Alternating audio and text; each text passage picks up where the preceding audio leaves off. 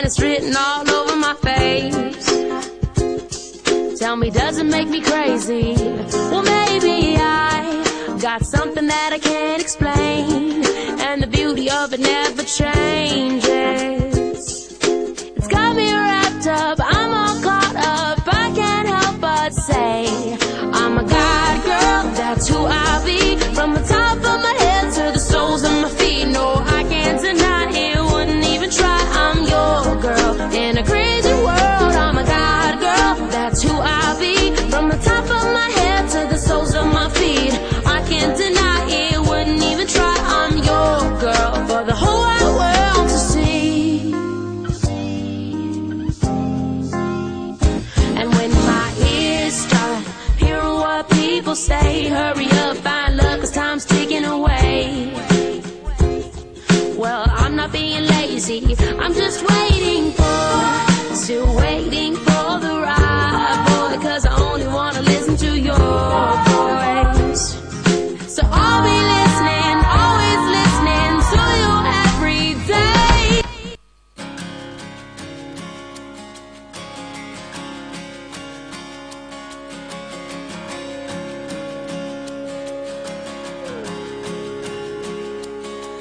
The splendor of a king,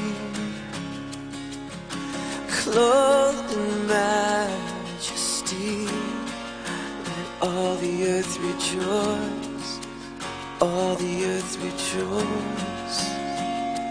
He wraps himself in light, and darkness tries to hide.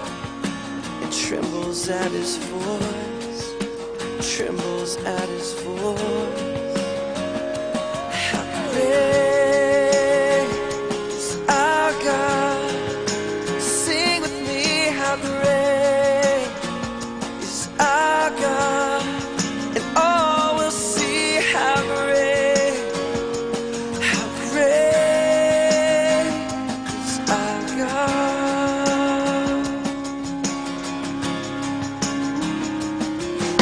And age to age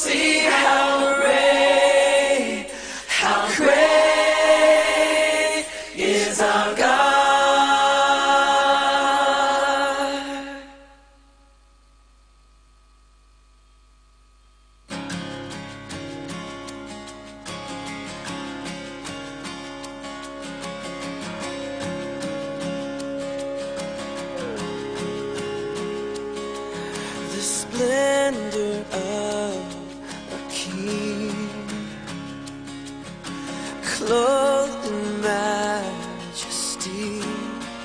Let all the earth rejoice, all the earth rejoice. He wraps himself in light, and darkness tries to hide. It trembles at his voice, trembles at his voice. How great is our God? Sing with me, how great is our God, and all will see how great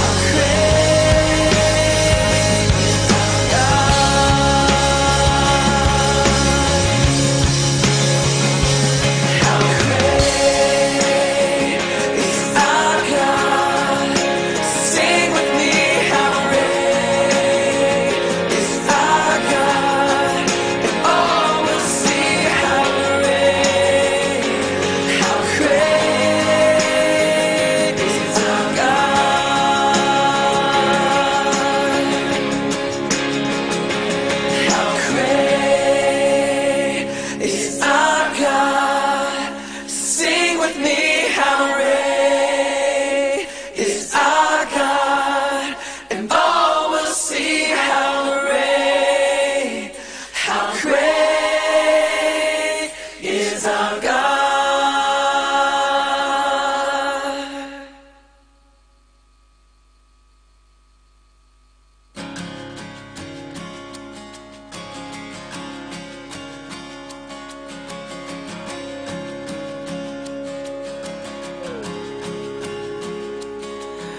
splendor of a king,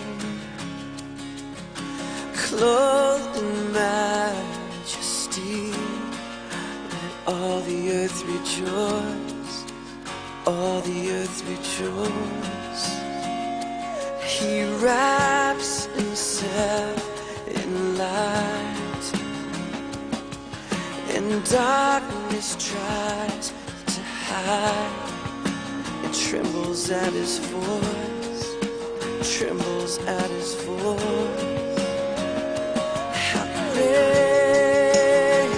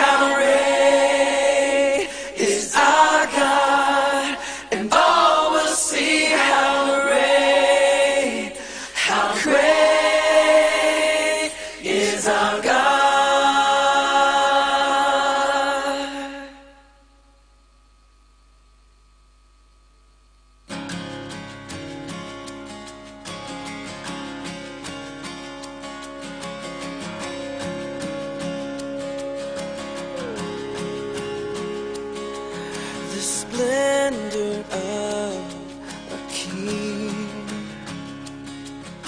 clothed in majesty.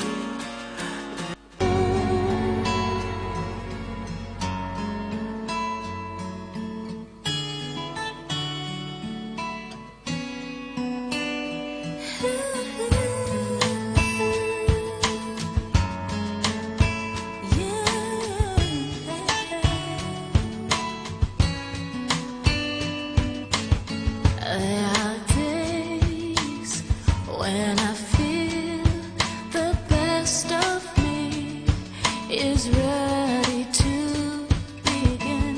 Then there are days when I feel I'm letting go and soaring on my way. But I've learned in laughter in pain how to survive. And I get on my knees. I get on my knees. And there I am before the love that changes me.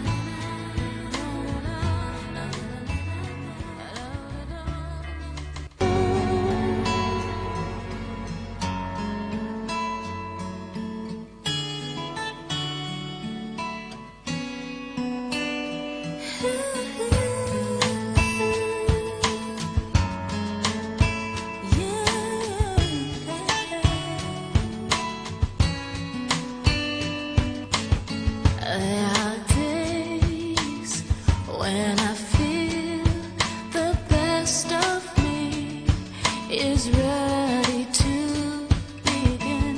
Then there are days when I feel I'm letting go and soaring on my way. But I've learned in life in pain how to survive. And I get on my knees. I get on my knees. And there I am before the love that changes me. See, I don't know how, but this power on my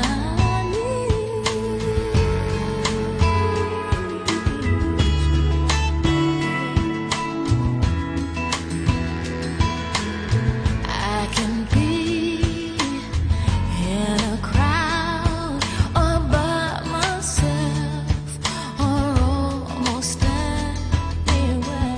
When I feel there's a need to talk with God, He is Emmanuel.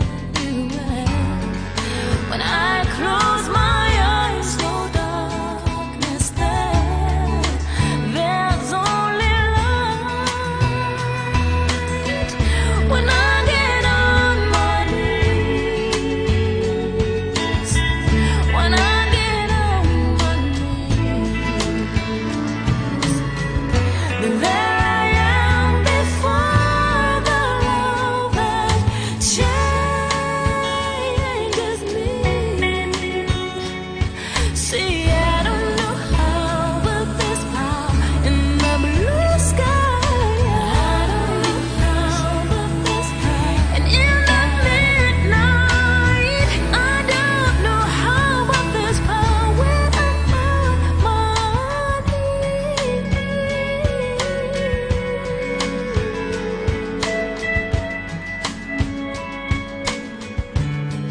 Hanging out my knees. I get on my knees, and there I am before the love that changes me.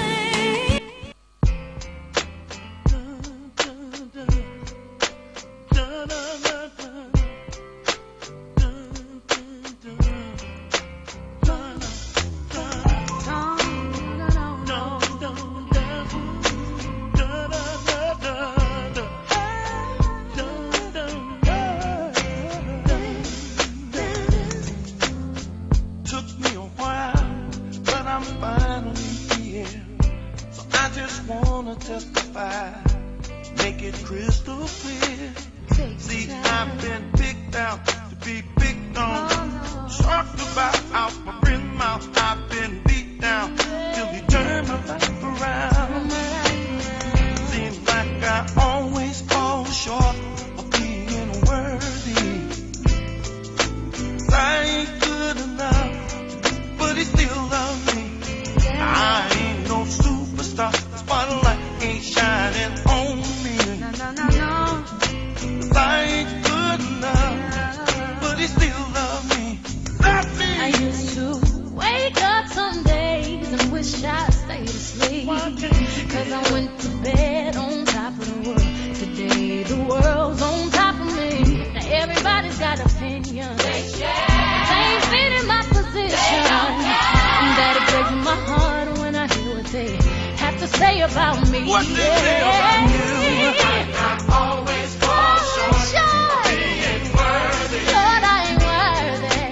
'Cause I ain't good enough, but he still loves me. I ain't no superstar, the spotlight ain't shining on me. I wanna be for you. 'Cause I ain't good enough, but he still loves me. I'm not perfect. Not perfect. Yes, I do. Yes, I do. I'm trying my best.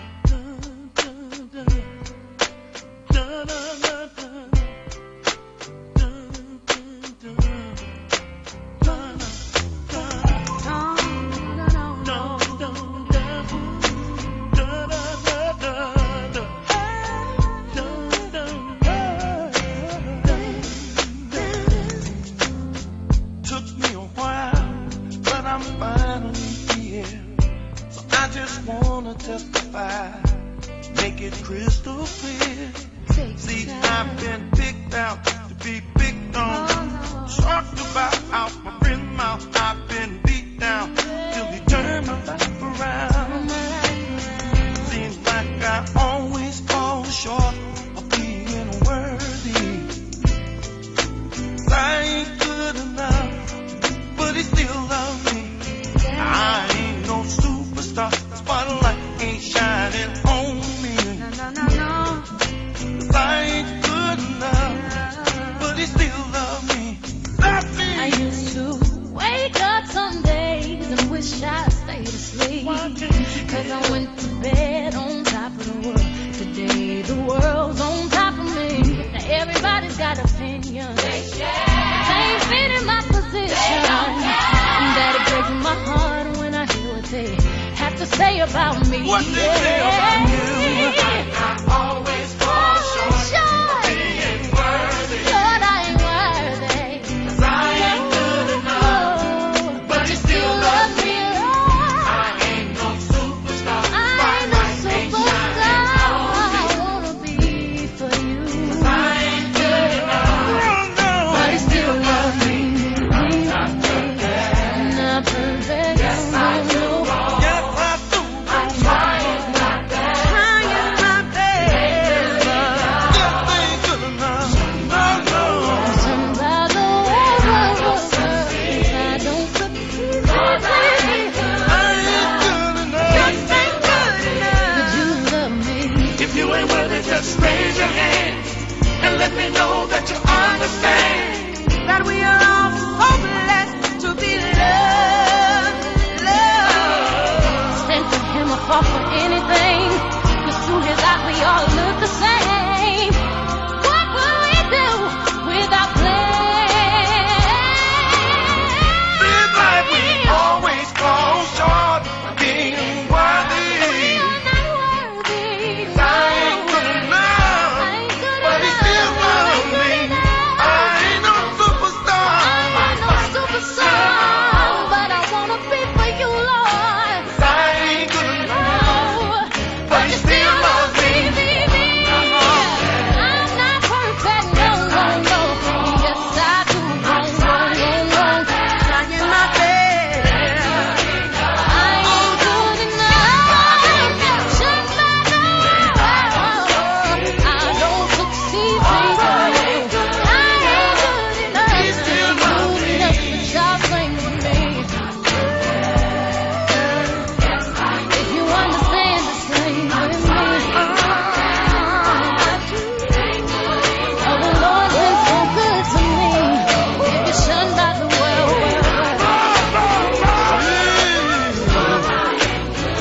ain't good enough, but the Lord still loves me. Raise your hands if you understand how He blessed you, 'cause He blessed me too. Even though I ain't worthy, you ain't worthy. He's there for you. No matter what I do.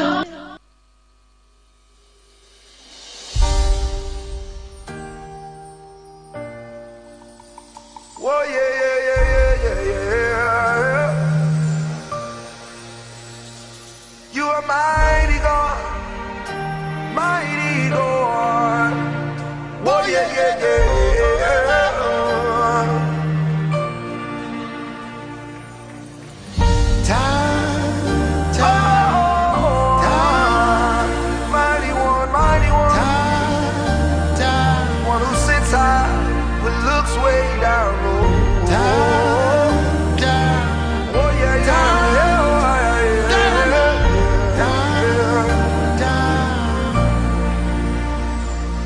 You are good, you are kind, you are more than these.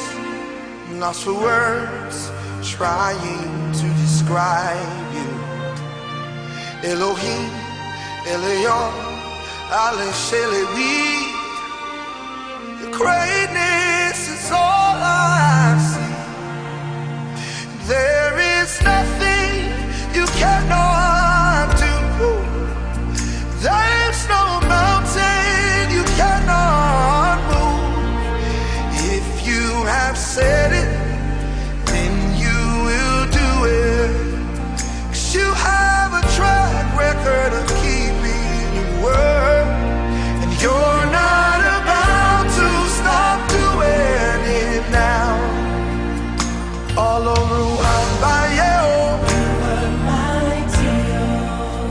Ọlọ́run àgbáyé oh.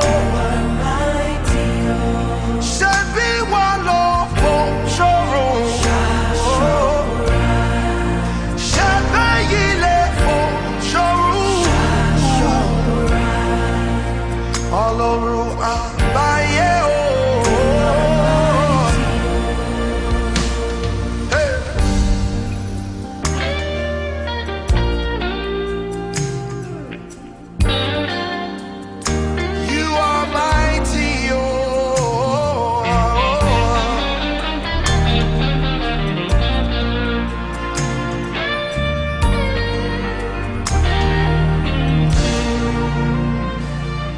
By the blood that you shed, we have overcome.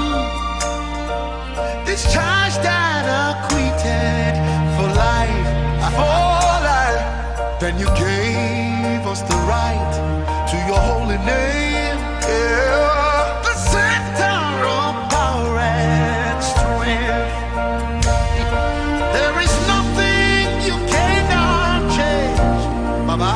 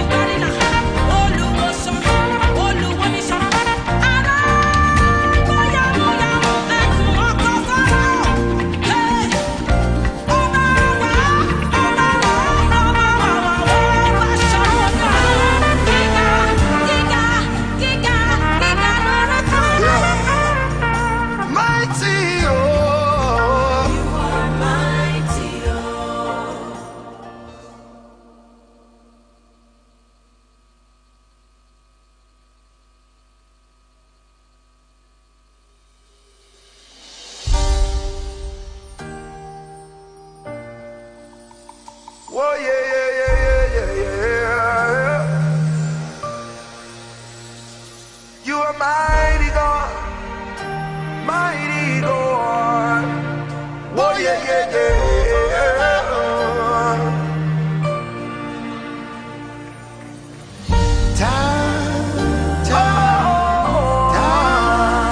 Mighty one, one who sits high but looks way down low. Oh yeah, yeah, yeah.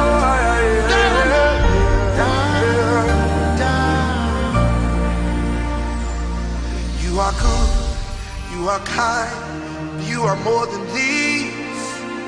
Lost for words, trying to describe you. Elohim, Elion, Ale Shelewi. Your greatness is all I see. There is nothing you cannot do. There's no mountain you cannot move. If you have said it, then you will do it. 'Cause you have a track record of keeping your word, and you're not about to stop doing it now. All over Wambaye, all over Wambaye,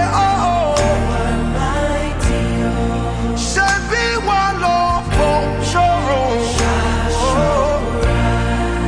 Shebi Yile Fonchoro, all over Wambaye.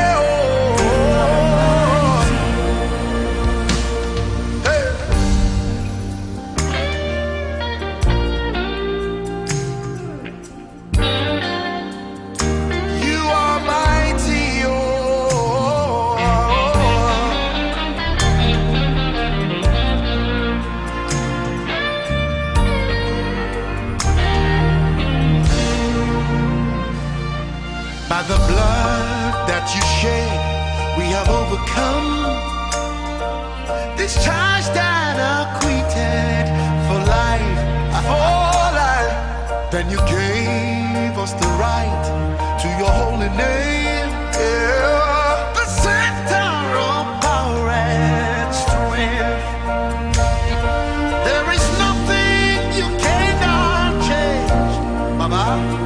There's no bondage you cannot break. If you have said it, then you will do it. You have a track record of keeping your word, and you're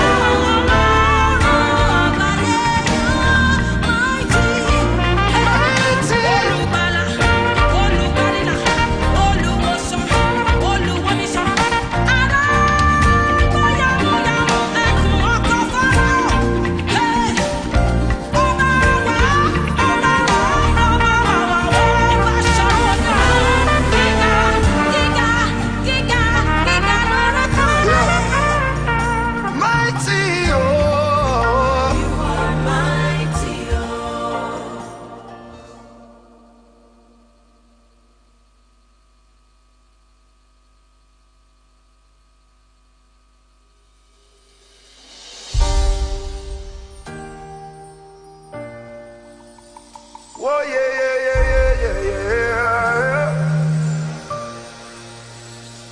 You are mighty God, mighty God. Oh yeah, yeah, yeah, yeah.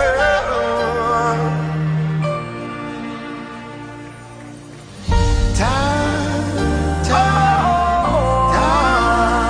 mighty one, one who sits high but looks way down low. Oh yeah, yeah, yeah.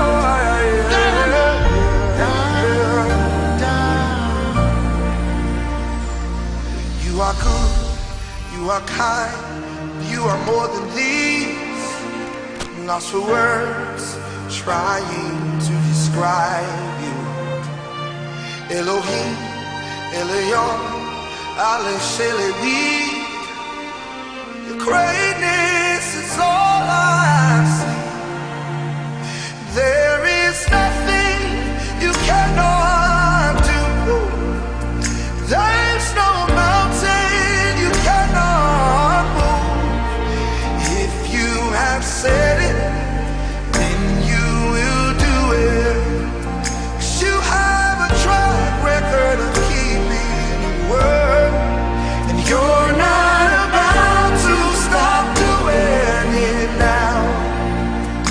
All over Wambaye, all over Wambaye, Shebi Walo Choro.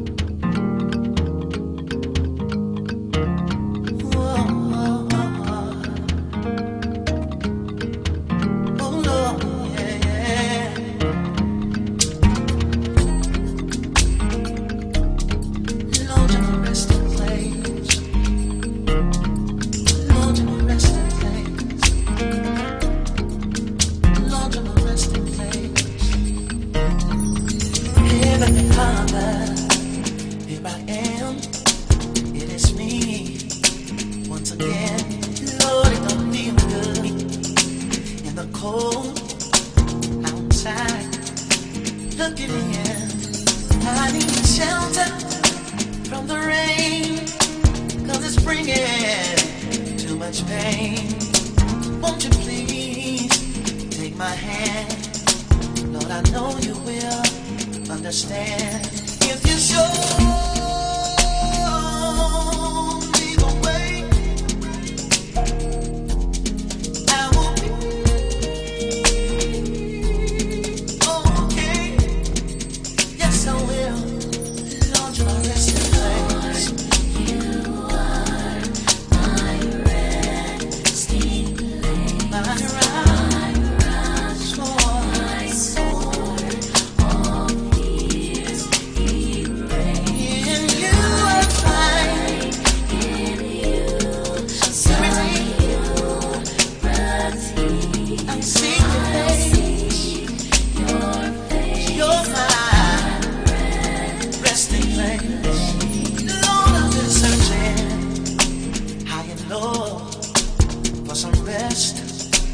my weary soul, travel far across this land, even gone through desert sands, trying to find some relief, searching for inner peace. Oh my Lord, gotta find it. If you show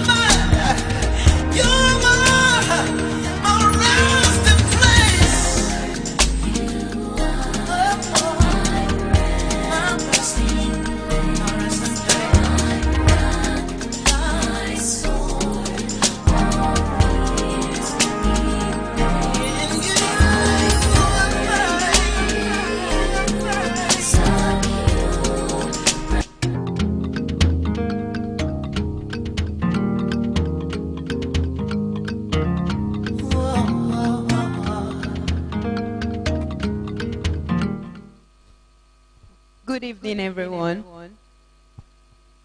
Good evening, everyone. Yes, we are very sorry for starting this late. We apologize. So we're about to start now, and we're starting with the opening prayer. But before we do that, you are welcome to the ABC Summit. This is today, the first day of the program, which is Friday, and our theme is a quest for excellence. So you are welcome. Give yourself a round of applause. We also welcome our online viewers. We apologize for starting late, and we hope to do better. So we'll start now with the opening prayer. I'm going to call on Pastor Edem to start with the opening prayer for us. Shall we bow our heads as we pray? Our Heavenly Father, we thank you for yet another opportunity to be gathered together again in your presence. Sweet Holy Spirit, we ask that you take charge and control. Let the words of our mouths and the meditations of our hearts be pleasing and acceptable in thy sight, O Lord. We pray, Lord, that even as we have gathered to learn, that you shall cause our hearts to be willing to grasp knowledge, and for everything, every knowledge that we shall gain here, Father, we shall find application for it in our lives to take us even to that place which you have proposed for us. We bless your name, O God. Thank you for the speaker. Thank you for bringing us all safely here. We thank you because we are going to have an awesome deliberation, and your name shall be glorified in Jesus' name. Amen.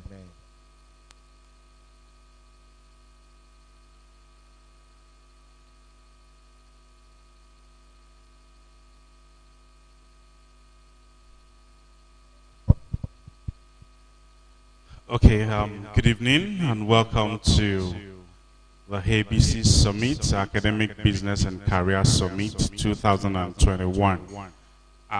The theme for this year is the quest for excellence.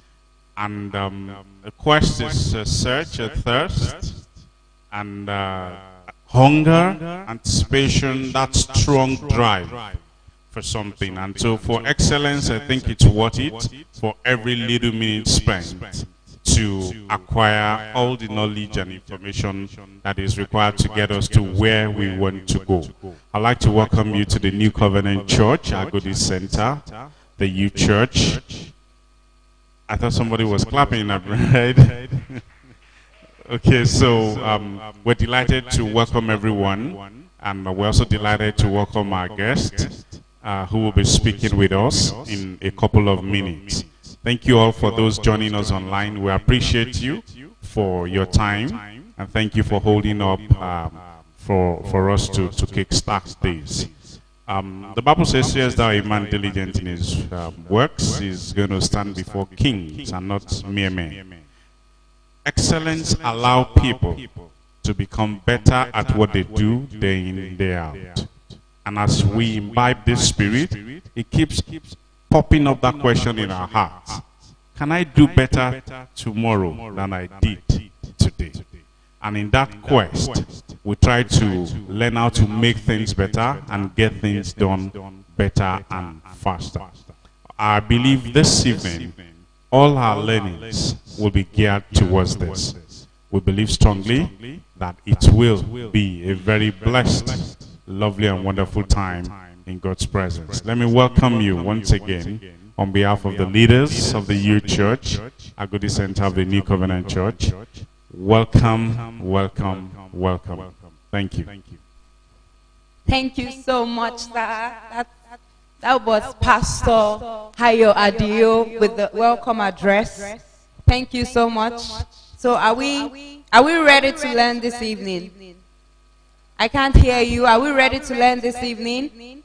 I, for one, am here to learn about financial literacy and how to plan, prepare, a financial plan, just anything about, just how to get out of debt, particularly, because we're in Nigeria. Are we not in Nigeria? They will say that debt is normal, but is it normal? Is it really? Well, we're not answering, but I feel like debt is not normal, especially if it is a bad debt. So I'm here to learn how to get out of debt, just about financial literacy, how to be financially stable and financially free, so that I can live my life, so you understand. So now we're going to listen to the guest minister's profile, so let's pay attention before he comes up to speak.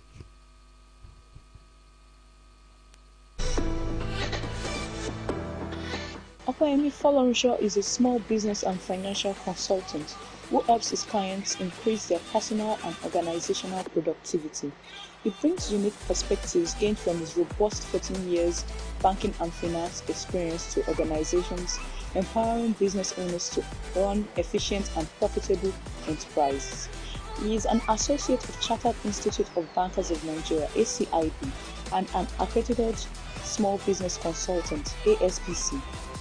With many years of experience in financial analysis, portfolio management, a knack for research, and an insatiable appetite for helping others maximize their potentials, Okwemi knows how to support facts with empirical data and communicate knowledge in a very practical manner.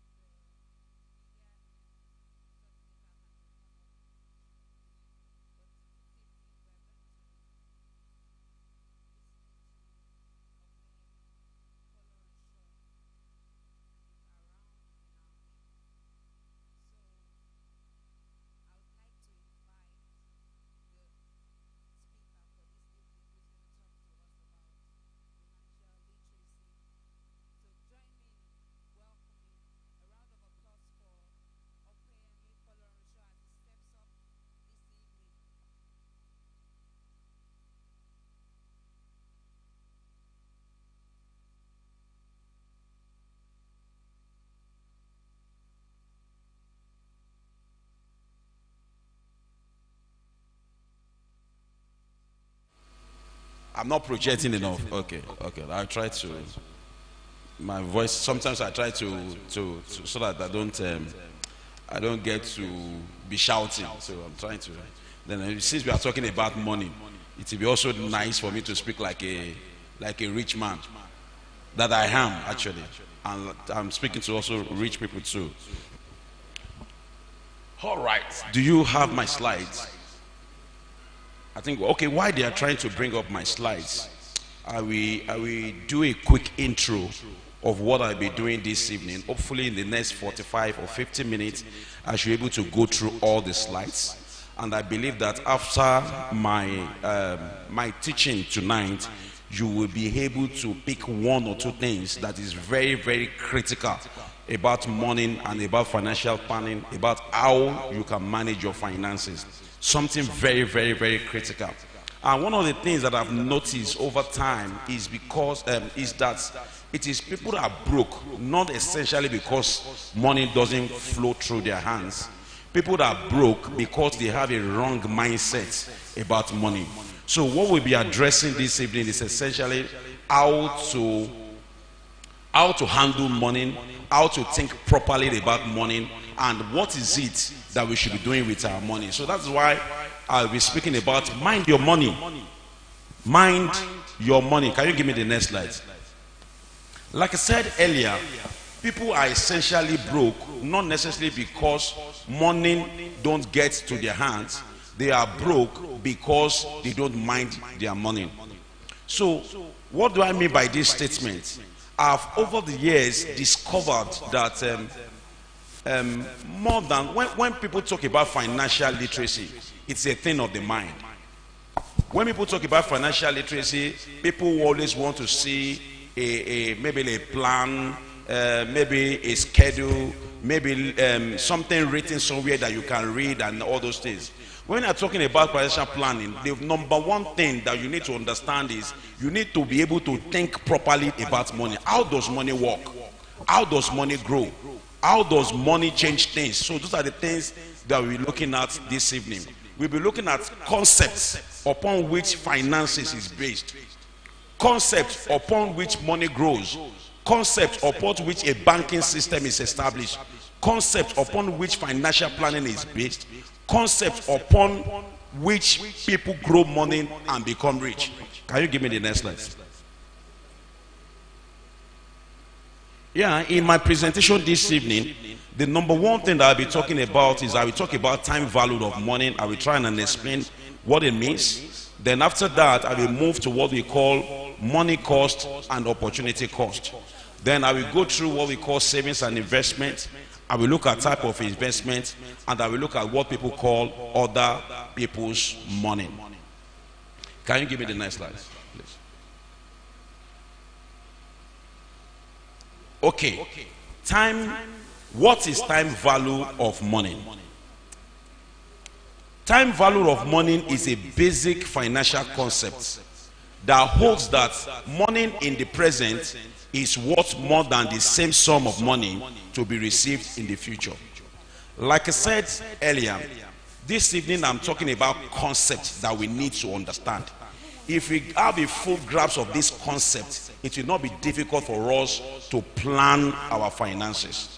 As a matter of fact, if you have a full grasp of all these concepts, then I'll be good, I'll be done, I would have made you financially literate at the end of the day. So, what do I mean by time value of money?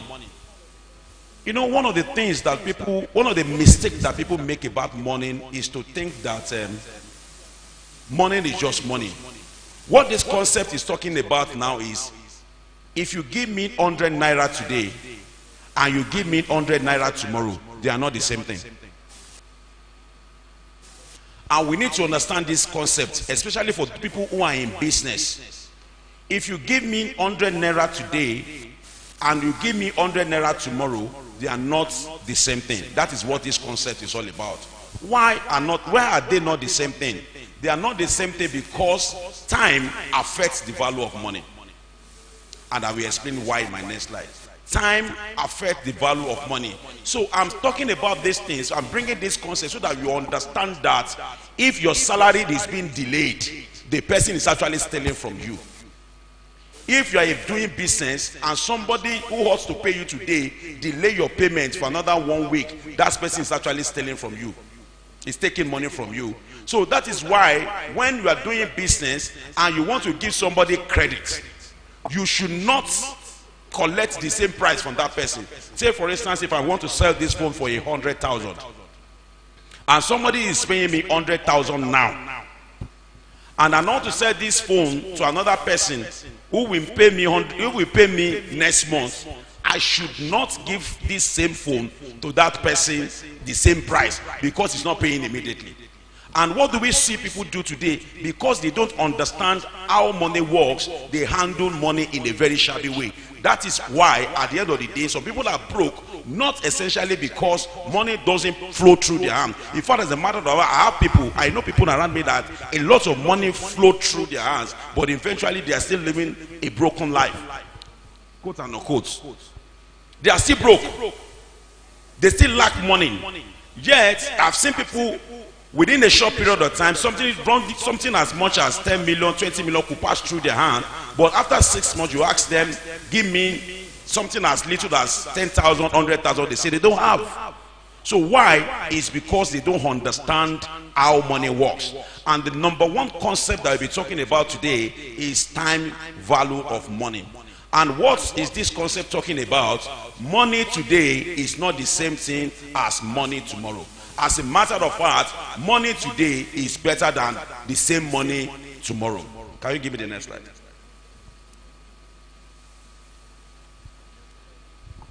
Next slide, please. Okay. Why time affects value of money? Why time affects value of money? We'll be talking about three things. Number one is risk. And what is risk? The probability that a future event may not occur.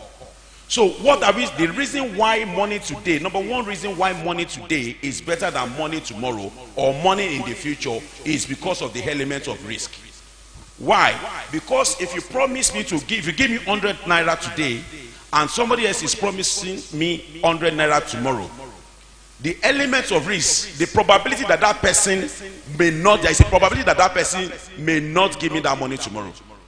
There is a probability that that person will not even be around to give me the money tomorrow. So because of that element of risk, the value of money that I get today is better than the money that I'm going to get in the future.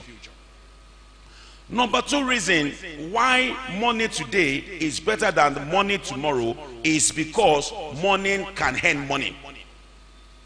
Money can earn money.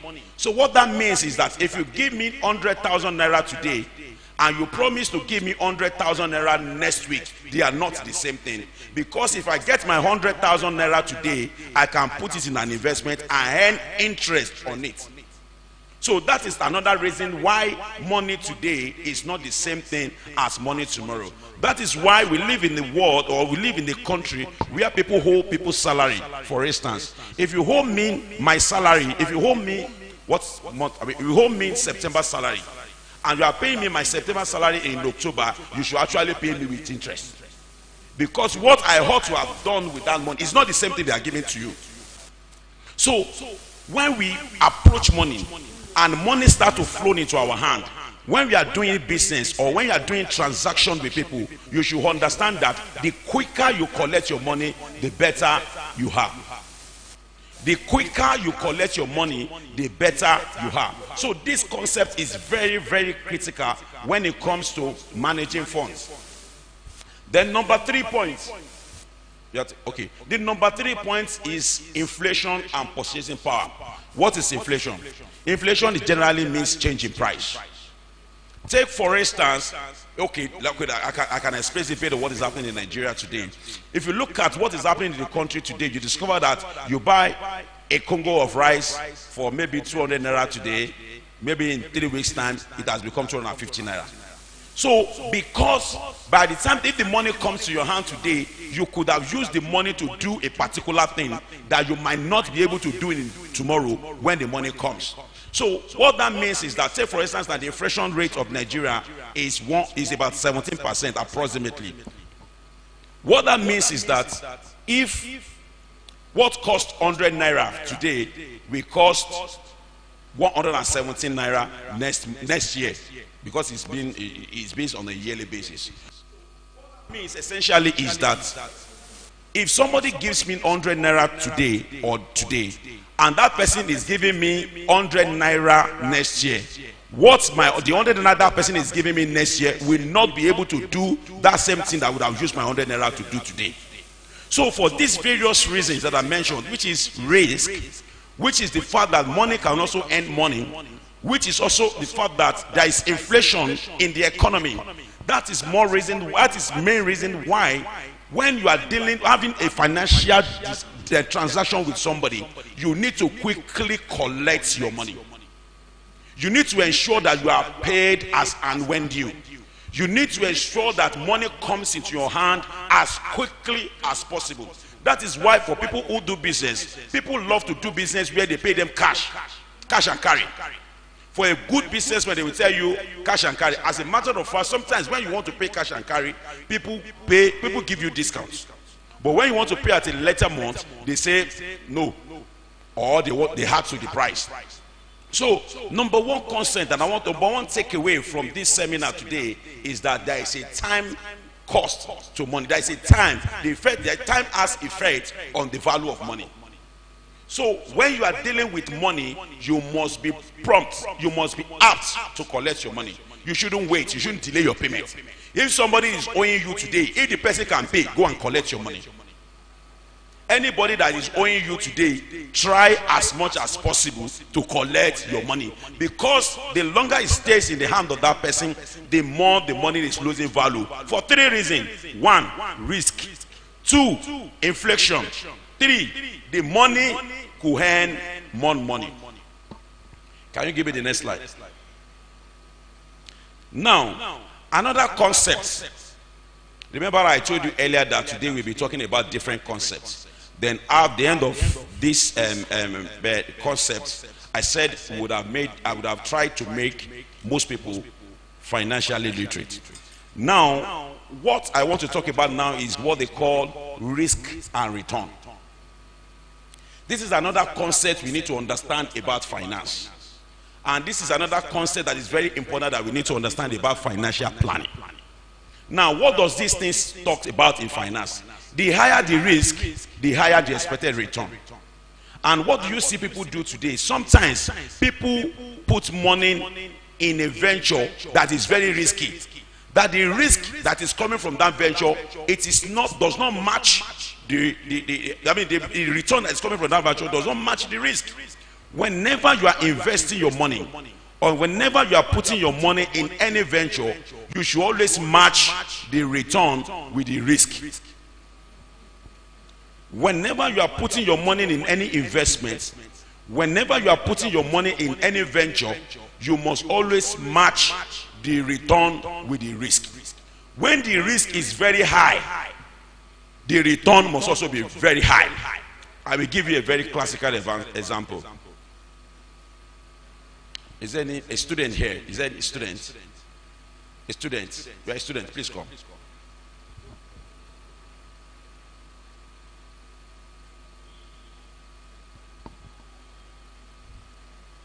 Sorry, please come. What class are you? 7th grade. 7th grade. Okay, she's in 7th grade.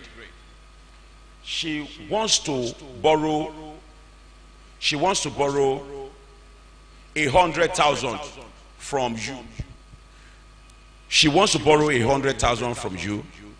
I want to borrow 100,000 from you. And you want to collect interest from both of us. You are an investor. You want to lend the money to both of us. Myself 100,000, she also wants 100,000. Now, if you give me the money at 10%, and you also give her at 10%, does it make sense? Does it make sense? It doesn't make sense. Can somebody tell me why it doesn't make sense? I am paying you 100,000 for that investment, and she is also I'm paying you 10% for that investment, and she's also paying you 10% from that investment. Based on what we said earlier, why is it that it doesn't make sense? Please, you can go and have a seat. Thank you very much. Is there anybody who can help me with that? Why is it that it doesn't make sense? You said it doesn't make sense. Do you want to try? No. Okay. Do you know why it doesn't make sense? It doesn't make sense because the risk I can pay, assuming that I'm okay. I'm assuming that because she's a student, she doesn't work, she doesn't earn money. So the probability that she will pay you is very minimal. The probability that I will pay you is very high. So which means that giving her money is riskier than giving me money. Putting your investment into the hand of a grade 7 student is a high risk investment. The probability that your money will be paid is very low. But you give your money to somebody that has a job, that collects salary, good salary, the probability is high. So if you have to do that investment at all, the return that you must get from her must be high. Because you are taking more risk.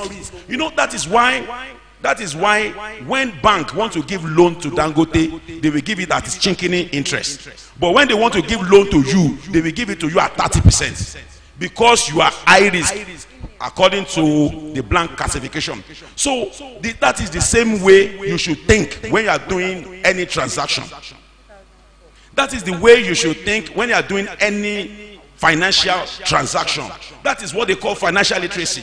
So when you want to do an investment today, and they call the investment MMM, if you want to do it at all, then the return must be very fast. So in the example that we have just mentioned now, if you give me that 10%, I expect that because you are taking high risk on her, you should give it to her at about 30% if she can pay. It is not wickedness. It is not wickedness. That is how finance works. And we need to understand it. You should give it to her at 30%. Why are they giving it to her at the end of the day? Because there is more risk from her side than from my side. So when you are doing any transaction, when you are dealing with anything, especially for business people, when you want to give credit to somebody that usually pay, you might stop it down. But for somebody that does not have any track record, you should also make your return to be high. So number 2 concept that we need to bear in mind when we are dealing with financial issues is that the higher the risk, the higher the return. Especially for investment purposes. When the return is also very high, we know that the risk is also very high. That is why when people want to collect money from you in a risky investment, like the likes of all those, what do they call them, Wonder Banks and all the rest, they promise people high return. 30% in 1 month, 50% in 1 month. The risk is very high, the return is also very high. So don't ever make the mistake of going into an investment that is very risky and the return is very low, it doesn't make any financial sense.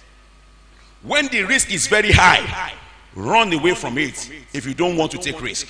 But if you must take it, then the return must be very high. That is number 2 concept that we need to know.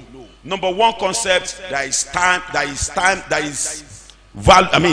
value to money.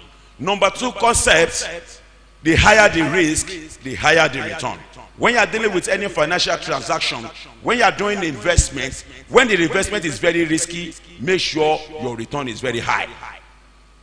Then when somebody is also giving you high return, also note that that thing is also very risky. Can you give me the next slide? Number 3 thing that we need to learn when it comes to financial literacy is there is a difference between money cost and opportunity cost. I remember as a student of economics in my SS1 that time, they taught us. We know all these things in economics. We know all these things in basic accounting.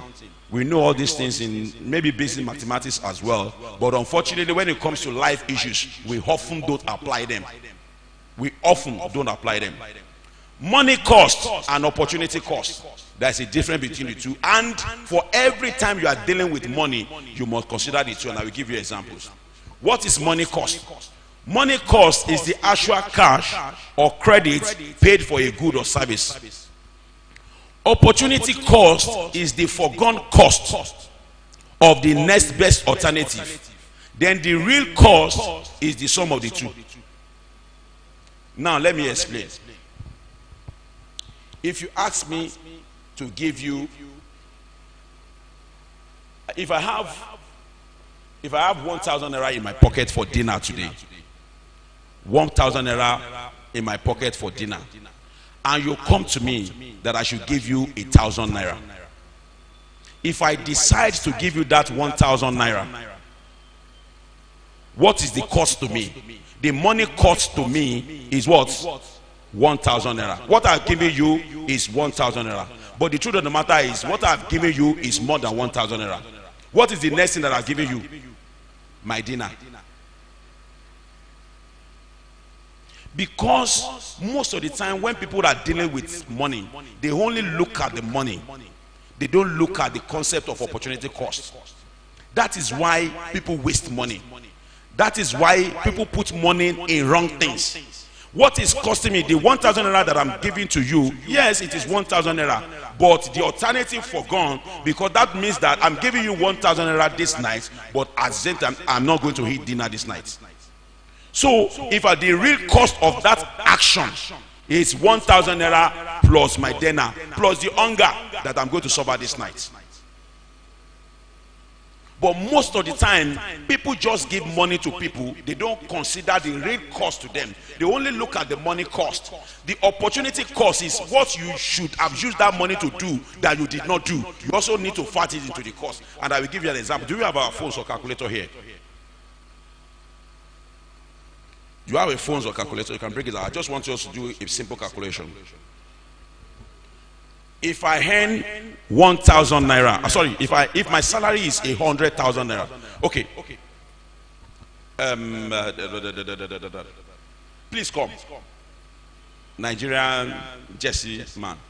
Do you play football? Please come. You play football. Okay. What wing do you play? Okay, good. If your salary is 100,000 naira, is it difficult for you to give me 1,000 naira as dash? It's not difficult at all. Your salary is his salary is 100,000 naira every month. So if I come to you, bro, please can you give me 1,000 naira? As a nice guy, it is not difficult for you to give me 1,000 naira. It's not a big deal. Okay, now let's do this calculation. In a month, how many days do we work? We don't work on weekends. We don't. Let's assume that it's a white collar job. We don't work on weekends, Friday, Saturday. So let's just take 4 weeks in a month. Let's assume that we work for 22 days on the average. For a 30-day month, we usually work for about 21, 22 days. But let's use the factor of 22. So, on a daily basis, what is his salary? 100,000 divided by 22. What does that give us? What do we call it? 4,545 naira. Okay, 4,000. That means that what he earns on a daily basis is 4,445 naira. That's very good. 4,545 naira. Okay, good. Now, how many hours do we work in a day? On the average, we work 8 hours. Let's say 8 to 4. So divide that figure by 8. That is what? 568 naira. So that means that when you go to work every day, per hour, you earn 568 naira. So if I'm asking you to give me 1,000 naira, and you give me that 1,000 naira, what you are giving me is your 2 hours work. You can see how we waste money. You know, if you reason that, okay, it's my 2 hours work. Sometimes you go to work at times, the pressure is so much. Maybe your boss asks you to do something and you didn't do it well. You say, my friend, you get out of my office. You this. If you think about those things, you know, you find it difficult to give people money. And to not make the matter was, you give me that 1,000 naira, and I tell you that, bro, make them 2,000 naira. I said, 1,000 naira. Okay. And people don't even appreciate it. Have you ever been in that position that you give people money, they don't even appreciate it? But if you reason and you put the opportunity cost of that 1,000 naira to me is your 2 hours of labor. See, I'm not teaching us to be stingy. So that when we get out, we don't become so stingy. But I'm teaching us to put. You can have your seat. Thank you very much. So I'm teaching us to understand that money, there is a way money works, and we need to reason with these dynamics for us to make money. So if you reason that way, you will know that when you want to give somebody money, you need to put it in a proper perspective. The person better come to you with good reasons. Because you know what you are giving to that person is what I worked for 2 hours is what I want to give you as dash. What is the average cost of labor in Nigeria? For many jobs, maybe it's about 2,000, 2,500 a day. When I want to give people money, I put that in perspective. That if I give you 1,000 naira, that is what somebody worked for from 7 a.m. till 12. So you better appreciate it. So if you start to reason in terms of opportunity cost, if you start to reason in terms of the real cost of that money, you better know that. So that when you want to spend your money, you won't spend it anyhow. Those are these concepts. These concepts that we are sharing, they are the bedrock of financial literacy. So when we say financial literacy, we are not talking about your ability to just plan and just do all those gymnastics. You need to be able to think in a particular way to be financially literate. So in future, when you are dealing with money, you don't spend it anyhow. You look at the cost to you. You then look at it, is it a just cost? Does it make sense to me? If I'm going to give my 2 hours of labor to somebody, then that thing had to be right. Now I put something in red ink there. I hope you can see. The real cost element for every spending must be calculated, and that is what I just demonstrated by those 2 examples. Now that's the third concept. The number 1 concept, time value of money. I don't want to spend so much time so they can have time for question and answer. Number 1, time value of money. Number 2, risk and return. Number 3, money cost and opportunity cost. Can you give me the first slide? I'm running on. Okay, savings and investment. If you don't understand how savings and investment work, you are not yet financially literate. What is savings? Saving, you know, there is always an argument. People will tell you that don't save your money, invest your money. Don't invest your money, save your money. Should I do savings? Should I do that? They are just people are just confusing us with what. What is savings? Saving is putting money aside for future use. What is investment? Investment is the commitment of money or capital to purchase assets in order to gain return in the form of interest, income, or appreciation of value. And I will explain the two. The two are interconnected. I have discovered that if you don't save, if you can't save, you can't invest. What is savings? Savings is simply the portion of your money that you refuse to spend, that you refuse to consume. Savings is your income minus your consumption. What is left over? Is it not the leftover that you invest eventually? Okay, good. So savings is what? Putting money aside for a future use.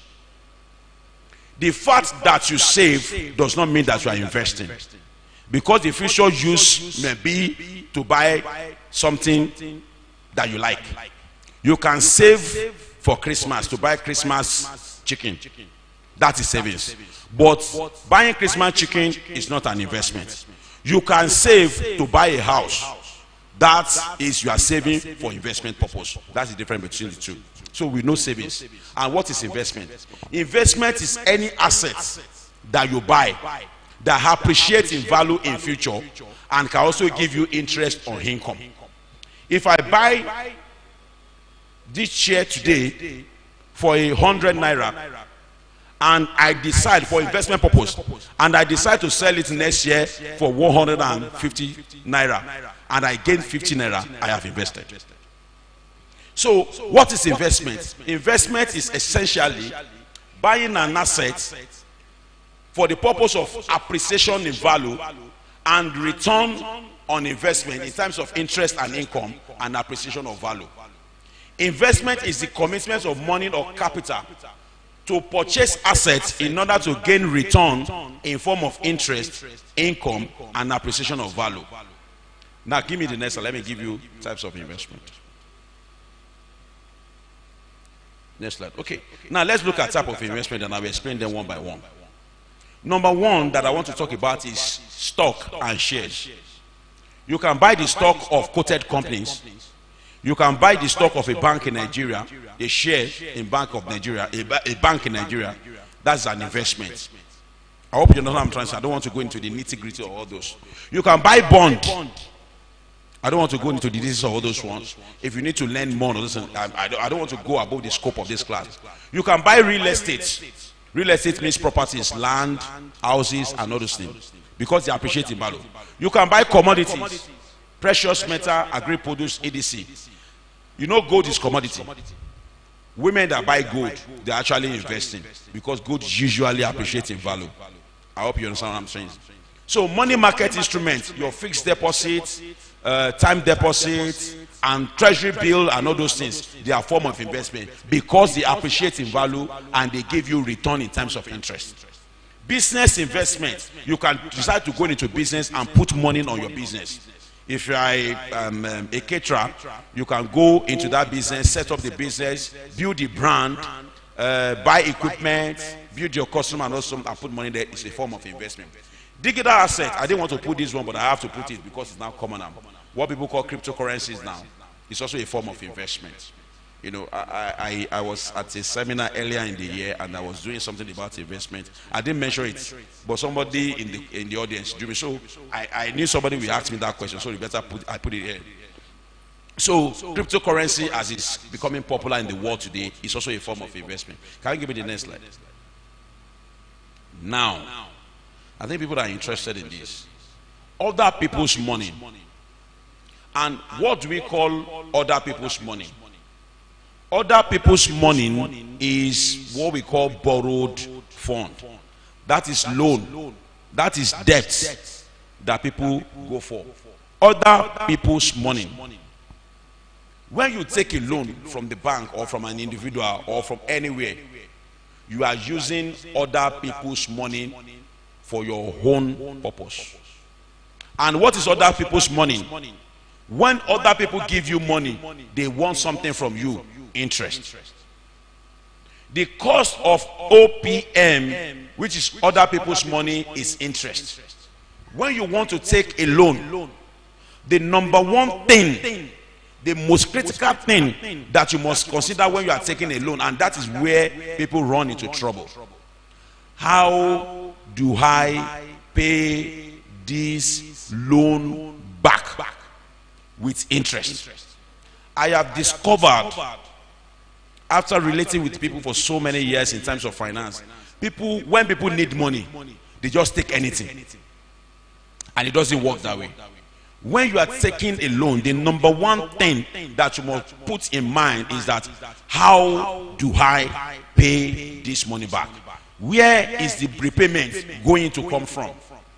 But people oftentimes don't think about the repayment. They just want the money to solve the immediate problem, and that is how people run into trouble. So when you are taking a loan, the number one thing you need to look at is, where am I going to pay it from? Where am I going to pay the interest from? What is the interest on this loan? Because it's other people's money, they must get it back, and they must get it back with interest. Where am I going to pay it from? Can you give me this slide? Now, use OPM for proven investments only. Use OPM, other people's money, for proven investment only. This is where the mistake that people make. When they borrow money, what has not been proven, what they don't know, they put money there. My friend told me that this is the business that is breaking money now, and you go and take other people's money to put it in that investment. What you have not proven, what you don't understand, don't use other people's money for it. Don't use other people's money for trial and error. I don't even think the Bible supports it, because it's an act of wickedness. What you cannot use your money for, don't use other people's money for. So if you want to try something new, use your money first. If you have don't use the money, your own money, to do the business, and the business is very successful, maybe the first time, the second time, and you want to scale up, then think about other people's money. But don't use other people's money for trial and error. It is wrong. That is why people run into trouble. But you can get to a particular level in any venture, in any business, that you know that you are very, very sure, you are very, very confident about the business, about the investment, that if I put this money there, I am going to make money. That is when you can consider other people's money. Other people's money is a double-edged sword. It can make or mar people. How? If I sell chairs, for instance, I buy it from somewhere in Lagos and I sell it in Ibadan. If I buy a unit of this chair for 10,000 and I sell it for 12,000, that means on a daily basis, if I sell one unit, I make 2K. Good business for me. I've been doing it. But at any point in time, I can only buy 10. Once I buy the 10, I will sell, make my return, and go again. So, which means that at every point in time, the capacity that I have is to buy just 10 shares. And somebody comes to me and say, can you supply us 50? You know you don't have capacity to do 50, but you are very sure that if you buy it for 10,000 naira, you will make 22,000 naira on each. You can go. That is how much. What is your profit on it? 2,000 on 10,000. What is the percentage? That is 20%. That is 20% return is your profit. So if you come to me that you want to take a loan from me, if you come to me that you want to take a loan from me to do that 50 unit supply, if you take that loan from me, at what rate do you think you should take that loan? You say what? At somebody said 30. 5. At what? Any rate lesser than 20, that is accurate. But if you say any rate lesser than 20, will you take 19? Will you take 15? You take 15. You know, if you take 15, that means that the person that gave you the money on each will take 15. That will take 1,500 and they will give you 500 naira. That's what it means. Yes, you might be okay with it, but me, I'm not okay with such arrangements. But the truth is, you should never go and take money that is above the profit that you are going to make it, because the interest that you are making from that money should come from the profit you are making from the business. And most of the time, people don't do all this calculation. They just want to jump into that business. Once they jump in that, they collect the money, go into that business and get the same boss. That is why people enter into bad debt. Debt is good. I heard from the intro. Debt is good. Once I see a very viable opportunity, debt is very good. I will take money anytime, any day. I will take money, I will take loan anytime, any day. The only thing that will stop me from taking loan is when opportunity ceases to come. Once you see opportunity, and the truth of the matter is, opportunity, when you are talking opportunity, opportunity will always be bigger than you. Real opportunity will always be bigger than you. If the opportunity is just your size, it is not big enough.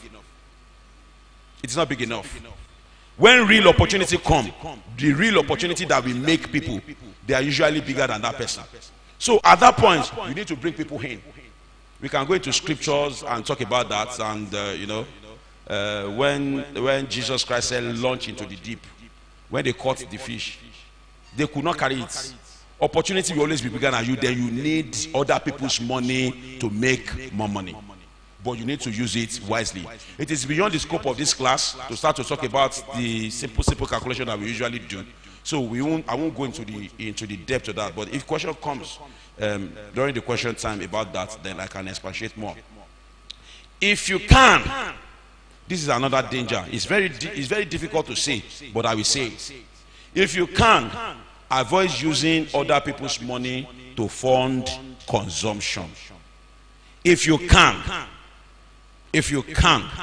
avoid using other people's money to fund consumption. I'm not a fan of people collecting loans to buy television. I'm not a fan of that. If you can, don't do it. Consumption. Save your money and buy the television later. When you are using other people's money, try as much as possible to put it in something that will earn money for you. But if I have to buy a jersey, because the two of us have a party tomorrow and it's a jersey party, and I want to go and take other people's money to buy jersey that we are taking to party tomorrow, as far as I'm concerned, it doesn't make financial sense. If you can, avoid it. But if somebody says, I want to sell this wristwatch, the value of the wristwatch is 10,000 naira. I need money quick. Come and buy it for 5k. And I know if I buy it for 5k, I'll be able to sell it for 7k tomorrow. If I borrow money for that purpose, that is investment. It makes sense. When you are taking other people's money, I just don't want to say loan. When you are taking other people's money, because I'm using that other people's money, because sometimes the thing loan might come in disguise. Because I also want to put a kind of responsibility to it, because sometimes people take money from friends. Yes, your friend didn't ask for interest, but you have the responsibility to pay back. So people just take money anyhow. Other people's money that is not your own, you have the responsibility to put in a venture that will pay the person back. And when it is consumption, I usually frown at it. So that's why I said, if you can, don't use other people's money to fund consumption. Delay gratification. That's one thing that is very critical. Sometimes people can be in financial trouble. The school just resumed, and one way or the other, you could not pay your children's school fees, and they're about to be sent out of school. Should you take a loan to pay the school fees? I will say yes. But next time, don't put yourself in that situation. That's what I will say. Next time, don't find yourself in that situation. It's not always good to use borrowed funds to do things like that. There are things that we should save for. There are the things that is why I talk about savings and investment. There are things that we should save for. It is when you use other people's money to bring opportunity. When opportunity presents themselves to you, use other people's money to capture more than you can actually capture. That is the best purpose for other people's money. I think I'm pretty much. I don't want to go too deep into some details. That's why I decided not to do calculation. I can decide to be talking about calculation. I can decide to be putting us out to calculate interest and all those things. But I don't think we need it. Next slide. I think that's my final slide. Yeah, thank you very much. So, let us, if you choose If you choose not to ask me questions, I will set questions for you. We will just turn it to another. I will set questions for you, serious questions. All right, question time.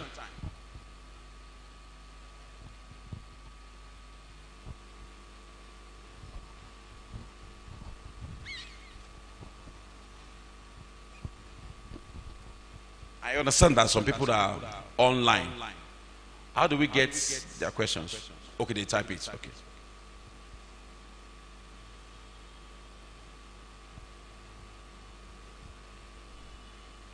I must commend your efforts, sir. Thank you very much. Job well done. Thank you.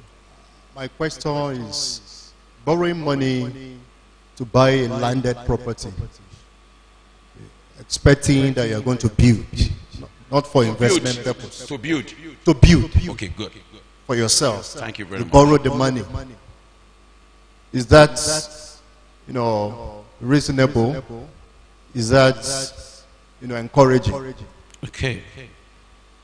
Thank you very much for that question. It's and I will try as much as possible to be honest, and I'll be frank. And my thoughts might not be too conventional, but my thoughts about a lot of things are based on empirical data, which I can always prove if you allow me to prove in terms of calculation. When people take loan to buy a landed property,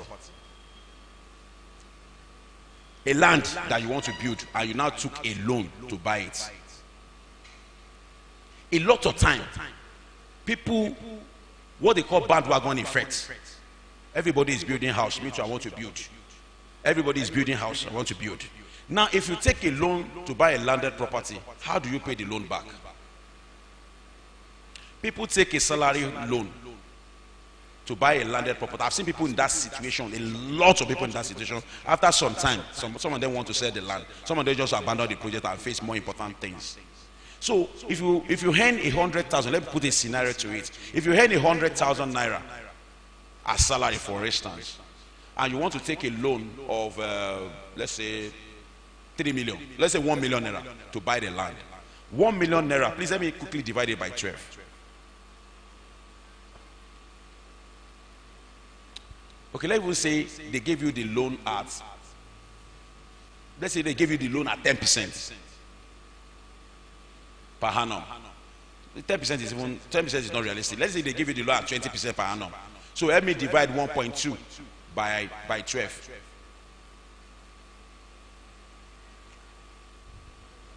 That's 100,000. That's what is not even worth. Even if they give you the loan for 3 years, let's say they give you for 3 years, divided by 36, 1.2 million. You know how I arrive at 1.2 million. I assume that the interest rate on that loan is 20%. So, and I multiply the 20% of 1 million is 200,000. So 1 million plus the interest, that is divided by 36, that is about 33,000 something. Let's assume it's 33,000. If you earn 100,000 every month, that means for the next 3 years, 33,000 naira will be taken from your salary, and you'll be left with 66,000. With 66,000, can you buy block? Can you buy? So how are you going to build it? How are you going to build it? So it doesn't make any sense to do those kind of a thing. It doesn't make any sense, except if you work in a place where they pay you lump sum. You are expecting bonus, you are expecting something, and you feel that, okay, let me quickly buy this land because it's cheap, so that when the money comes, I can pay back. But you go and take a 3-year loan to buy a land. How? Tell me how you will build it with the remaining 66, and you have a wife, you have 2 children, you will pay rent. It doesn't make sense. You know, sometimes people jump the gun, and what I mean by people jump the gun is, see, investment, you need to be patient to do it. The number one thing that person should be thinking about is 100,000 naira is not enough income for me to build a house. It is not enough. With all intent and purposes, I will not lie to you. If you earn 100,000 naira a month and you don't have a house, it is very difficult. So what that person should be thinking is, what can I do that will make me earn more, such that I will be able to get more money to start doing the project. I expect that person to take a loan to do a particular kind of investment or business. So when the return on that business is coming, then you can then use it to start building the house, to start property. But when you take a loan of 3 years and you buy the land, you are going to still have issues building the house. That is why some people, they will not, it doesn't make sense when you are building the house and everybody is asking you, bro, kilo sheyin, what is happening to you? Because you are looking so tired. You have seen people like that. You can hardly change your shoe. You can hardly change your trousers. And at the end of the day, because of the pressure of the house you are building, you become less productive at work. And your boss started complaining that what is wrong with you? You are not like this before. How are you spending your money? Do you have problems? So it doesn't, for me, as a person, it doesn't make sense. Except if you are buying that property with faith. And we are not teaching faith here. We are teaching financial literacy. Thank you very much. Any other question? Or you want to prove further? Okay, please ask. Good evening, sir. Good evening, thank you. Taking the scenario of 100K per month, that the income is 100K per month. Yes. Let's say out of that 100K, 20% is going into debt repayment. Okay. And plus expenses, no family, just the single person. Okay. And the remaining 80%, maybe like 40% out of the 80% is going into expenses and monthly runnings and all. Is it still possible to save even after removing all those expenses and to save a substantial amount? Yes, what I expect in this scenario, if I'm interested in buying land, in fact, as a matter of fact, it is a non-fact. I don't need to tell anybody that you are not supposed to spend all your salaries. You are supposed to spend. So for that person, that kind of a question, if that person is interested in buying landed property, I think what that person should do is to save towards it, rather than taking a loan. So you now look at your income, 100,000. How much is my rent? How much did I spend on feeding? How much did I spend on my children? How much did I spend on home remittance, which virtually everybody does in Nigeria? Home remittance. You have one dependent somewhere or the other. So after looking at all these things, that is why financial budgeting is very good. Look at my income and say, how much can I save? And when you are saving, don't put yourself under pressure. Don't put yourself under pressure. That's another reason why people don't save. I'm earning 100,000 because I have a target. I will be saving 50,000 every month. You discover that you save it for 3 months, you go back to the savings. Savings don't work that way. Am I getting a witness? That's what happens to everybody. When you want to save, you don't save by force. Saving is not by force. It takes discipline, not force. And the discipline, once you decide to, so when you want to save, number one thing you do is that, how much will I spend that will make me live a moderately comfortable life in a month, that I won't have to be running etta-sketa? If it is 90,000, this is only 10,000 you can save. Put it there. What you save is what you know that you cannot touch. That for whatever reason, you will not be under pressure to go and touch it. But if you say you want to save 50% of your salary, you will do it for 1 month, 2 months. After 2 months, one obligation will come. You go and bust in savings. You are just putting yourself in a situation where you do not, at the end of the day, you will not do anything. So look at your income. Look at your monthly expenditure. And one of the things that I do personally when I want to size up the way I spend is that I take an inventory of everything in a month. Say for instance, okay, the month is middle now. You can pick from today till this time next month. Write everything that you spend. That's what I do. If I want to keep a track on how much I spend. If I spend 1 cup, I'll quickly put it on my phone and I go and write it down. I classify them. So at the end of the month, you discover that this is how much you spend. You now analyze it. Which of these things that I spent this last month that I can take off? The money you gave to your friend, the one that you used to buy dress for party, maybe this one I can take it off. The one you spent on food, maybe last week you were just eating out everywhere. Maybe if I stop eating out, if I start to load my house with stuff, with raw food and be cooking at home, maybe like. So when you do all those analysis, you now look at it. If I go lower than this, I will be killing myself. You know there's a level that if you go lower, then you will be deceiving yourself. Very soon you just fall ill because of savings. You know people do all those kind of a thing. They will just, you don't delay unnecessary sickness because you are saving. You don't need to kill yourself because you want to save. So by the time you look at it properly and you see that this are the important one, I will stay to it. So at the end of the month, I should be able to save 20,000. Then put the 20,000. That is why people say in finance, in investment, that you pay yourself first. When your salary comes, put the 20,000 in an investment portfolio. It could be shares, it could be fixed deposit, it could be savings account in the bank, it could be anything. Just be saving it. Just be closing your eyes to it. Closing your eyes to it. Before you know it, I've been in a situation where I just open an account. I open an account for my children, and I put sometimes 10K every month. 10K, just put 10K there. That you feel that it's not a big deal. The one day you open it, you see millions. You know, the reason why it works that way is 10K I can easily forget. But if I've been putting 50K or 100K, then the day I need money, I will remember. I will go and say, I borrow it, I will return it. Is that not how we start? I want to borrow it, I will return it, but you never return them. So that's how savings work. That's the practical way that it works. Any other question? My second question, sir. Okay. What is your advice on the concept of easy buy? Could be landed property, phone, accessories, easy buy, instrumentally. Easy buy is spread for the next 12 months, next 6 months, and all that. Is it financially viable? Yes, no. It depends on your level of discipline. In developed nations, in developed economy, the economy is built on credit. Honestly, an average white person will tell you that, how can I take 5 million naira to buy a car? 5 million naira to buy a car. It's only Nigeria that will do all those things. All these people that we buy, they buy it on contract. They don't buy it. It doesn't make sense to carry your 5 million naira to buy a car. 5 million naira cash to buy a car. Why? They will not do that. Do you know why they will not do that?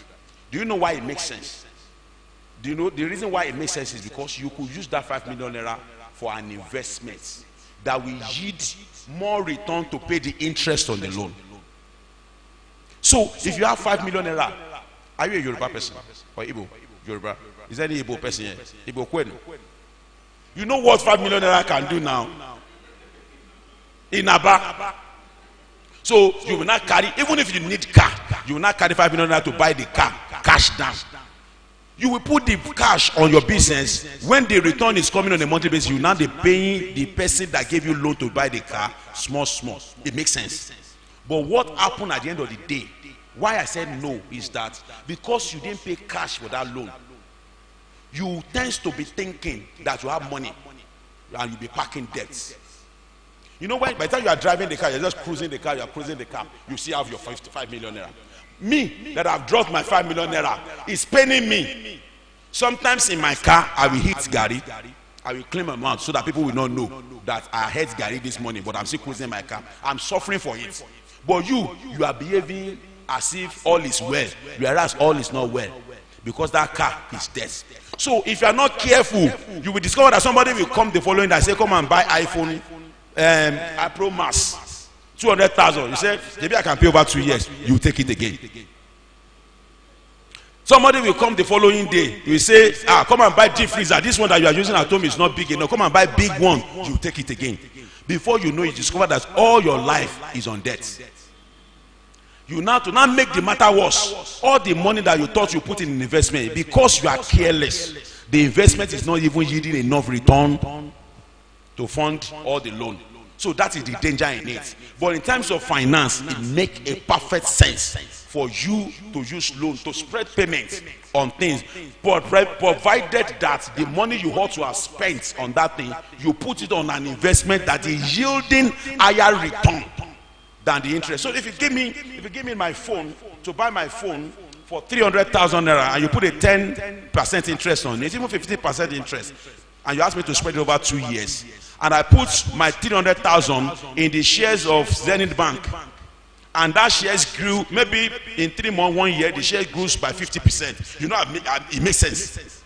Because the share grew by 50%, and I'm paying 15% on that money. So at the end of the day, out of the 50%, I gave you 50%, I said make that. But at the end of the day, The temptation is that after the phone, I will go to airport. He said the airport must go with it. You know how iPhone behaves.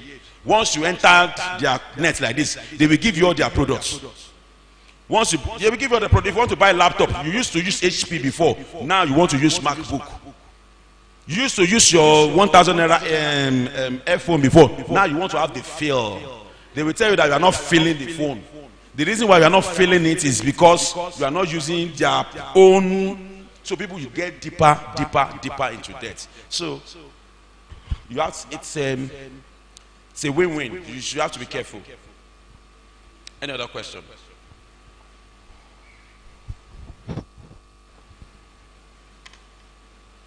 Okay, thank you very much, Mr. Bayemi. So I have this concept around seed funding. Seed funding? Yes. So you have startups getting access to seed funding. How does that apply to OPM? Okay. So the concept of seed funding and how it works with other people's money, that will be my first question. The second one is, so you've talked a lot around financial literacy. I also believe that some people at one time or the other may have made some wrong decisions. Do we have a recovery chart or recovery plan approach to help them get back on track? Okay. Okay, I will first of all take the first, the seed funding. Okay.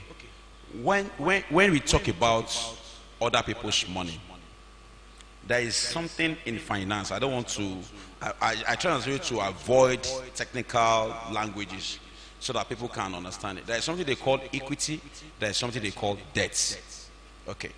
Now, when we talk about seed funding, there are two ways to it. One be classified as other people's money, one will not be classified as other people's money. And I will give you the example. If you are starting a business, the business is going to cost you 10 million naira and you have 2 million naira. And with that 2 million naira, you cannot start meaningfully. So you need to bring investors in. There are two options that are open to you. You can come to me. If I have, you know that I have money. You can come to me and say, okay, come and put in 8 million naira into this business. I will pay you back I will pay you back maybe quarterly. I will pay you back annually over a period of 5 years. Then you get out of the business. That is other people's money. But you can also call me and say, let us own this business together. In that case, when you say we should own the business together, you cannot call it other people's money because we are both owners. So if we fall, we fall. If we pass, we pass. So sometimes, in fact, as a matter of fact, a lot of time, when people are starting out in business, you should not use other people's money. You should get investors who will be part owners. But of course, most people don't like partnership because you don't want people to share in the idea. You want to do it all alone. I have discovered over time, and I tell people over and over again, I will rather own 1% of Dangote Group than 100% of Pajimo and Co. Yeah. I will rather own. Let me even give you a live example. Let me give you one business that is quite big in Ibadan. A name that is quite big in Ibadan. Yeah. I will rather own 10% of Dangote Group than own 100%. Even let me give you I would rather than own 10% of maybe the Wema Bank here. Yes. If they give me 100% of Wema Bank, I will take 10% of Dangote Group. Because 10% of Dangote Group is bigger than. I hope you understand what I'm trying to say. So it is better for me to have a share of a very big pair than to give me 100% of a small thing. So when you are going into partnership and you can see, that is why the reason why people behave the way they behave is they don't have opportunity. I have seen that, I can tell you for free.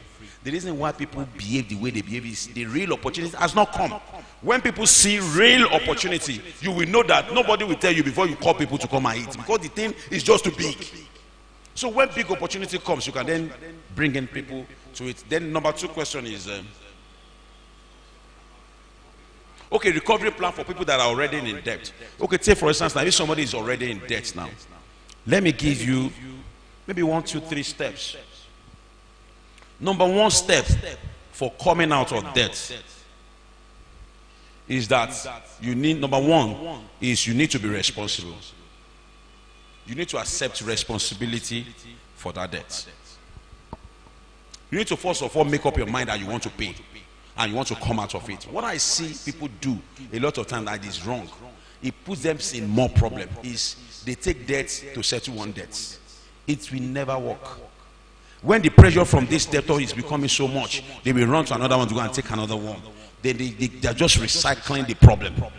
Then when you have issues, I'm telling you, we thought there is nothing anybody can do on the earth. If you owe anybody money, they can't kill you.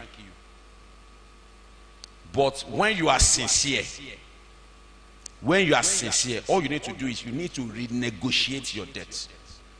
If you owe me 1 million naira and I can see the sincerity of your heart that you cannot pay, you put it in a business, because of COVID, business went bad. So what do you want me to do? I should kill myself because business went bad? No. But if you are responsible, you tell the debtor, give me more time. This is my repayment plan. What people should do is, if you take a loan of 3 months and you are in a financial mess, number 1 thing, put the loan aside. Reappraise your income. What is it? Who am I? You know the truth. Number 1 problem is people lie to themselves. People lie to themselves. Don't worry, I will pay in 3 months. And not every, if as a matter of fact, I meet people in that situation from time to time. I will pay. Just give me 3 weeks. I will pay. It is, you don't pay your debts like that. There must be a plan. Reappraise your income. Now, what I make on a monthly basis has reduced. It is now, I used to make 100,000. It is now 30,000. Out of that 30,000, how much of that 30,000 can I apply to pay my debts? Apply.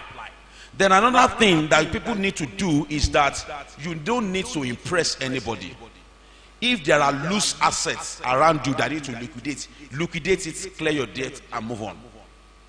And because people want to live extravagant life, they want to impress their neighbors, they want to impress their friends, they don't want people to know that they are in a mess. If you are in a financial mess, own up, take responsibility. If there is an asset that you can sell to take care of the debt, take care of it, free your neck so that you can think and move forward.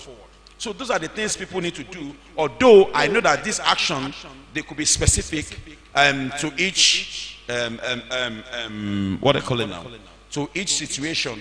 So, but on a general note, so those are the steps that you need to know. But if people in this if somebody is in a financial mess and needs a way out, you can talk to people who know. We can tell you, okay, do it this way, do it this way, this way. But some of the things that we look at is, what is your present income? What is the nature? Do you have any assets you can throw out and move on?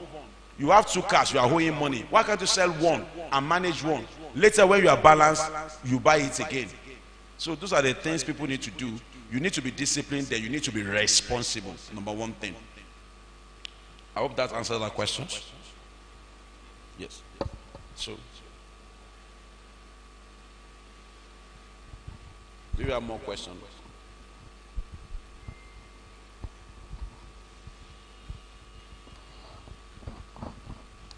More?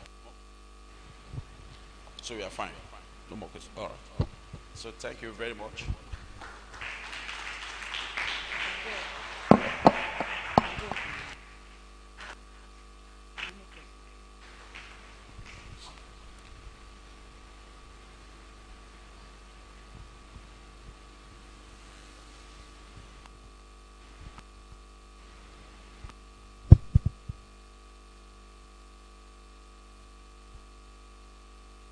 Can we do better than that? Can we do better than that? I think I have been richly informed. richly informed. And I think that is the highlight of this, right? What exactly do you do with money? He talked about opportunity cost. And what, I reflected on what he said. You give people money, they don't appreciate it. But they didn't understand that it took you 2 hours of your life to earn what you gave to them free. And they look at you and feel like you have not done anything. And so in that perspective of sitting down to say, what is the value that I'm giving to you? If you don't appreciate it, don't bother. Then next time you're not going to get that value. Go find the value. If it's easy, then go work it out. I think this has opened our eyes to also learn to appreciate people. Then 2, he also spoke about, of course, the time value too, right? So I'll give you tomorrow 100,000, and I've given you 10,000 today. The truth is that 10,000 you have today is worth more than that promise of 100,000. Because until it gets to your hand, that's when it becomes value to you. Now you can place the 10,000 immediately in an investment and make maybe just 2 naira tomorrow morning. It will become 10,002 naira. But that 100,000, another story might come tomorrow, and you never get that money. But that value you have, that 2 naira, has been added to you that nobody can take away. It's been such a very lovely time having you here. Mr. Kweyemi Folorunsho, thank you so much. We appreciate you. We appreciate you deeply from our hearts. Thank you for sharing. This program, of course, continues tomorrow. As early as 6 a.m. there will be a Zoom link that will be shared for those who would like to know about accessing scholarships for programs and also working remotely, earning USD while you are here in Ibadan, working for companies outside of Nigeria. Okay, so please don't miss that. It's called the early morning diet. And then, of course, by 9 a.m., we'll be back in this auditorium to kickstart tomorrow, which is day 2, live here in this auditorium. And then we'll also be having other speakers join us tomorrow by 9 a.m. We have on schedule for tomorrow learning, of course, how to get your idea to become a startup. Many people have ideas, but they have idea about an idea of a business. But of course, it takes a lot to convert that idea into a startup, something that can start running itself. So we're going to learn about that. And then, of course, we're going to learn about building viable business in a digitally changing world. So we're going to start off tomorrow by 9 a.m. around this entrepreneurship training. And then, of course, there about noon tomorrow, we'll be having a panel discussion. Now, something you don't want to miss. We're bringing quite a couple of professionals together that will be speaking to us about the future of work and career development. What exactly are those skills that will prepare us for another 5 years of work? Some people will be out of their workplaces if they don't evolve or change. Because in 5 years, tools will change, resources will change. You need to find your place in that. And on Sunday, by God's grace, by 7:30 a.m. right here, we'll be talking about excellence. And it's just simply, let's talk excellence. So it's still very, very packed, and I think you shouldn't miss any. If you blink, you can miss. So to say thank you to Mr. Folorunsho, please, from the depth of our hearts, we have a small gift for you to say thank you. May I invite him back here?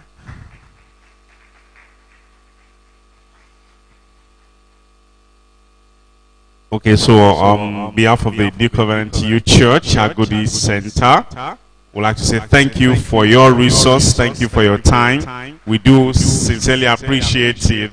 Thank you so much for investing in us. Thank you.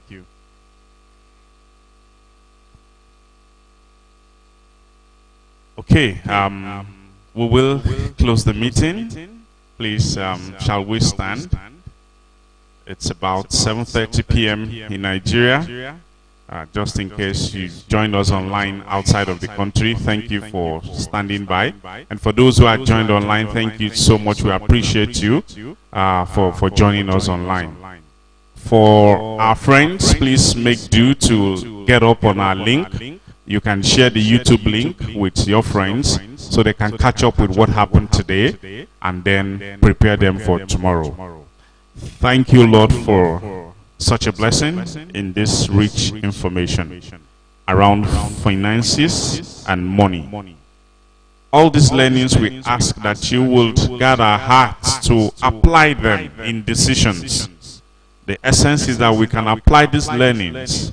We can relearn what we learned, we can unlearn what is wrong, and we can learn what is right and apply them. But thank you that we have this opportunity, Lord. And we pray that as we put our hearts to this, we would find bigger opportunities that would make us simply great financial literate persons. And because we're young people, we can position ourselves for the future, where we can have that influence of bringing many more to you because of our financial positioning. We ask, O Lord, that you will bless our works, bless our investments, that we will have much more to earn, and of course also be able to return to you and offer to serve mankind. For this we remain grateful. We ask that you grant each and every one of us safe trip back to our places, and would have lovely nights in preparation for tomorrow. This we ask for in Jesus' name. Amen. Good evening, and thank you for joining us. God bless you. See you tomorrow.